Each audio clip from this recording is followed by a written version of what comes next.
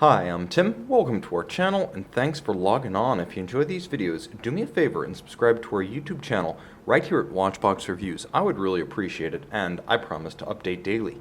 If you like this watch, you can see it and purchase it on our website, thewatchbox.com. Today we are discussing the 2008 model year debut Girard-Perregaux Sea Hawk Pro, reference 49950. This is a large stainless steel hardcore diver in the mold of the Rolex Deep Sea, incidentally, another oversized extreme diver that debuted in the same model year. On my 16 centimeter circumference wrist, this is a hardcore tool watch. Whether your wrist is large or small, the look of this watch is always going to be oversized. It's not exceptionally thick for what it is, 14.9 millimeters, but lug to lug, it does have an impressive wingspan, as this one extends 55.7 millimeters across the wrist. The case diameter is 44.8, but you'll note that with the crown guard structure included, it's a bit larger now. The space between the lugs is a contemporary 22 millimeters, should you wish to accessorize, but do give the Girard-Perregaux factory strap and clasp a fair consideration, as they are superb pieces, beautifully made and tailored to suit the occasion of this watch. First, you'll note curved spring bars at the end of the strap, allowing the strap to move straight down and to arc and pivot without any encumbrance. You can pull that straight down the tight curve of a small wrist. There's absolutely no flare or fight to this strap. You'll also note that it's fluted down its center with relief on the backside, the result being a more supple strap than you'd expect for something so substantial in cross-section. It's very flexible, and it allows the wrist to vent with the air pockets on the underside on both sides, allowing heat, moisture, sweat, and grit to escape on hot days. The clasp is impressively made, all of stainless steel, built by Girard-Perregaux. You can see it's a double folding unit with trigger release, so you must press the triggers to open it up. The finishing is gorgeous with a combination of satin and polish, but it's the intelligence behind the internal design and the quick adjust system that really caught my eye.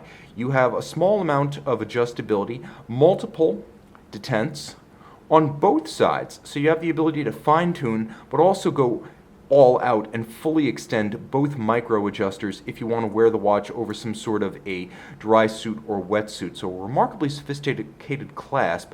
You'll note that the case itself is pretty simple. It's all in satin finish to reduce glare and improve the legibility of the watch in any light, including direct.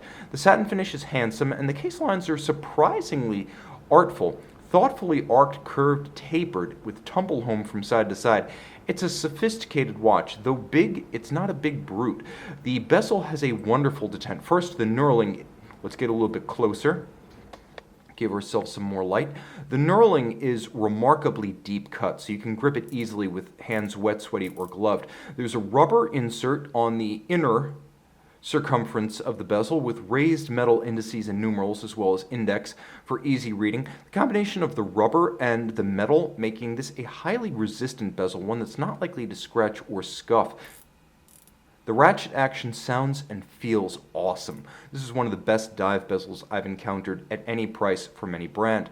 Line up the pearl with the minute hand, and now you've got an impromptu 0 to 60 minute timer. You can see to good effect from this angle that the dial is a complex array of colors, textures, materials, applique, and a gorgeous grained base.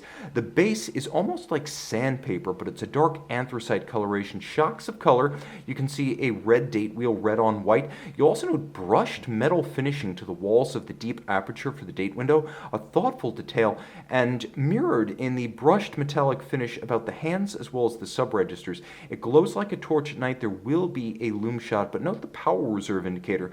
So not only can you see constant seconds in operation, but you can see how close the watch is to drop dead.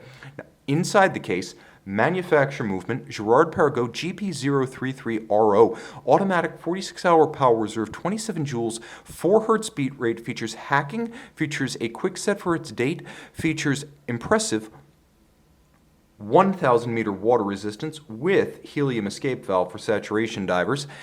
And of course the power reserve scale on the dial side. It is an impressive array of in-house technology and fabrication as GP makes both its cases and its movements.